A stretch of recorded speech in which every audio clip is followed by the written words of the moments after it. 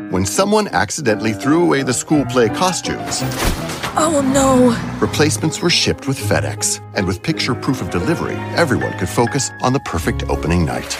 FedEx, where now meets next. For residential delivery only. This episode is brought to you by Klaviyo, the platform that powers smarter digital relationships. With Klaviyo, you can activate all your customer data in real time, connect seamlessly with your customers across all channels, guide your marketing strategy with AI-powered insights, recommendations, and automated assistance. Deliver experiences that feel individually designed at scale and grow your business faster. Power smarter digital relationships with Klaviyo. Learn more at klaviyo.com/Spotify. That's KLAVIYO.com/Spotify. This is Optimal Living Daily, episode 3018, 5 Mindset Hacks That Make Dwayne "The Rock" Johnson So Massively Successful, by Michael Melberg of michaelmelberg.com. I'm your narrator, Justin Malik, reading you blogs every single day of the year, including holidays, which means I'll be around tomorrow.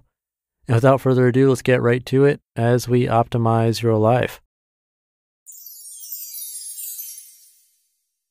5 Mindset Hacks That Make Dwayne "The Rock" Johnson So Massively Successful, by Michael Melberg of michaelmelberg.com. Sorry, this post isn't for you, it's for me. It's for me to internalize the mindset of a big screen hero, Dwayne "The Rock" Johnson, someone who, though I've never met, I respect and admire. It's for me to capture the thinking of a giant who has been kicked around, ignored, laughed at, and ridiculed, only to bust through to success in endeavor after endeavor. It's for me to embed an absolute can-do, break through walls, leap over obstacles kind of attitude into my psyche. This post isn't for you, it's for me, but you can listen to it anyway. In fact, I'd love everyone to hear these ideas and watch the video in this post. I want everyone to hear Dwayne Johnson's heartfelt words and catch a glimpse of how this success genius made his way through failures from poverty to continual and lasting success. Because unlike so many other successful people who share what they're doing today to be successful, he talks about the mindset he fostered in the past that led him to his present and will help him grow and win big in the future. What got you here won't get you there. There's a book titled What Got You Here Won't Get You There, How Successful People Become Even More Successful by Marshall Goldsmith. The title sums up the main point of the book, and it perfectly illustrates why the Dwayne Johnson video and the following mindset hacks are so powerful. The tools you need to get to where you are going are not the tools you used to get to where you are. You are likely, hopefully, more successful today than you were 5 years ago. But to reach that next level of success 5 years from now is going to take thinking differently. Yet we read article after article of successful people telling us how they operate now. Well, guess what? If you're a billionaire, I'm not interested in what you are doing today to make you a multi-billionaire. I'm interested in what you did to become a millionaire, then a multi-millionaire, then a billionaire. In other words, if you and I are at very different levels of success, I don't need to know what you are doing to maintain it. I need to know how you got there. I want to follow your path, not your current activities. If meditation is something that helped you level up, great, tell me about it. But if it's something you started doing because you have a personal meditation or yoga instructor, I'm not interested. If waking up early is something that put you ahead of the pack, helping you land deal after deal and become massively wealthy, great, I need to know that. But if it's something you recently tried because you became CEO and wanted to be the first one in the office, it's not going to help me on my journey. This is why Dwayne Johnson's video is so powerful. It is grounded in his past, but leads to his future. What follows is a summary of the tips he discusses during a motivational speech to the LA Lakers. It's my interpretation of his lessons learned. Listen to them, then watch the video in this post. And if you find another lesson in them, let me know. Number 1, remember where you came from. Everyone has a history. Everyone has faced hard times. Most of us try to forget. Not Dwayne Johnson. He keeps the bad times in front of him face to face where he can always see them. He actively looks back on his life, remembering the tough times, the big failures, the bad calls. He lets it drive him. Not only does this keep him motivated to press forward, it, in my opinion, keeps him humble. It keeps him real. Keeping your hard-earned history top of mind allows you to enter into the future with a different perspective.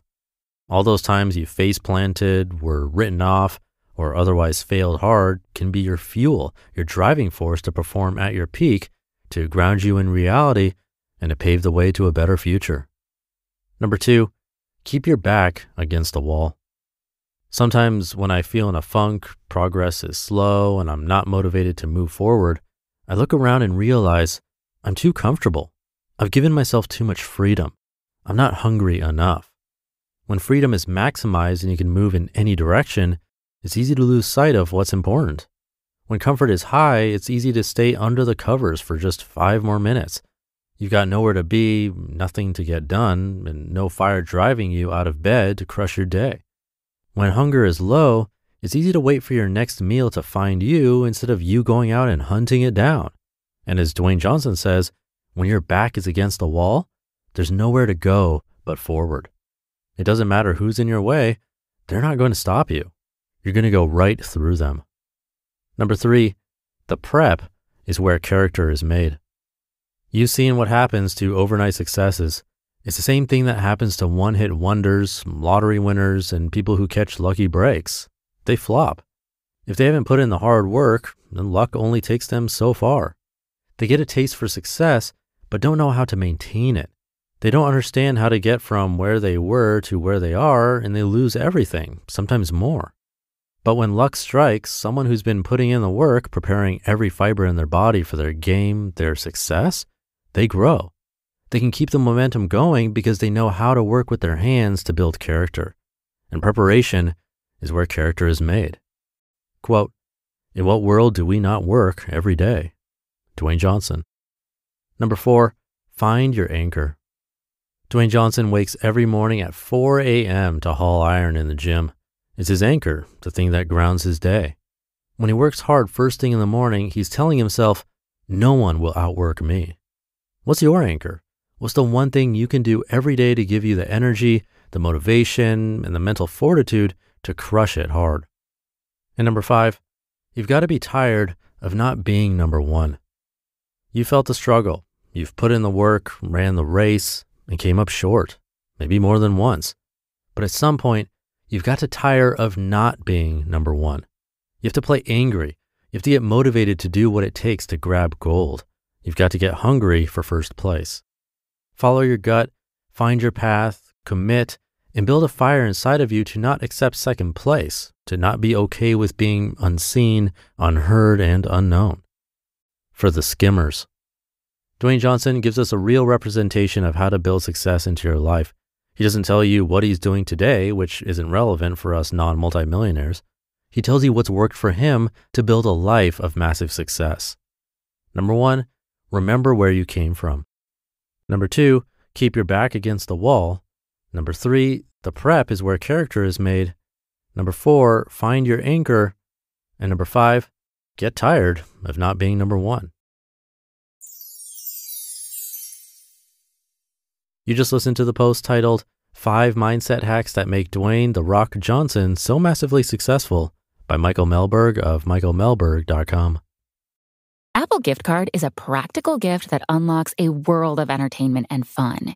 You can send it via email or give a physical card to your loved ones. Your friends and family can spend it on their favorite Apple services, including Apple subscriptions. Apple Gift Card can be used to buy all things Apple. Products, accessories, apps, games, movies, TV shows, iCloud Plus, and more. Visit apple.com for details and to send Apple gift cards to your friends and family this holiday season. Something always comes up when you're running a small business. Take the pain out of payroll, benefits, and HR and put the joy back in running your business with Gusto. Gusto's payroll and HR services can make it a little easier. Gusto is designed for you, the small business owner. They take the pain out of running a business. Automatically calculating paychecks, filing payroll taxes, setting up open enrollment, Gusto does it all. And want more? Time tracking, health insurance, 401k, onboarding, commuter benefits, offer letters, access to HR experts. You get the idea. With Gusto, you can focus on the joy of running your business. It's super easy to set up and get started. And if you're moving from another provider, Gusto can transfer all your data for you. It's no surprise 94% of customers are likely to recommend Gusto. 94. Here's the best part. Because you're a listener, you get 3 months totally free. All you have to do is go to gusto.com/old. Again, that's gusto.com/OLD. I'm telling you, you're going to love Gusto. Get started today. And thank you to Michael. I found this one super motivational. Hopefully it struck a chord with you too. For me, one part that really hit home is the back against the wall part. When I look back and remember the period when I gained the most, it was most often when I felt like my back was against the wall. For example, when my business partner and I created an app that actually did really well, monetizing was incredibly difficult and costs were high, so we had to raise money. But at that time, we were still more focused on growth than monetization, so that money went quickly. As we approached the end of the funding, we felt like our backs were against the wall and had to come up with something fast. I learned how to do basic coding to save on costs, and we started publishing more apps that were more focused on monetization strategy, which kept everything afloat and eventually turned everything all the way around. But as that started sucking the life out of us, our backs were against the wall again with the type of work we were doing and what was really bringing us joy and happiness. That's when this podcast idea came to be. So that was a different kind of back to the wall situation, but still that feeling was there. But the opposite has been true too. When we've been comfortable, things stayed pretty stagnant or growth declined. So we always have to stay aware and remember where we came from. Now, all that said, the one thing I would caution is that I don't think you ever want to be always back against the wall. To me, that just sounds stressful. But it's the same thing as comfort. You don't always want to be comfortable, otherwise you don't grow. The major lesson for me is that we're always in flux, and sticking in one place too long is likely detrimental. So if you feel like you've been comfortable too long, hopefully this gives you some motivation to change things up. Or if you've already been back against the wall for a while now, if you can, maybe it's time to rest. That requires change too. So something to think about today. Thank you for listening and sticking around until the end. Have a great weekend if you're listening in real time, and a great Christmas Eve if you're celebrating. And I'll see you back here tomorrow on Christmas Day, where your optimal life awaits.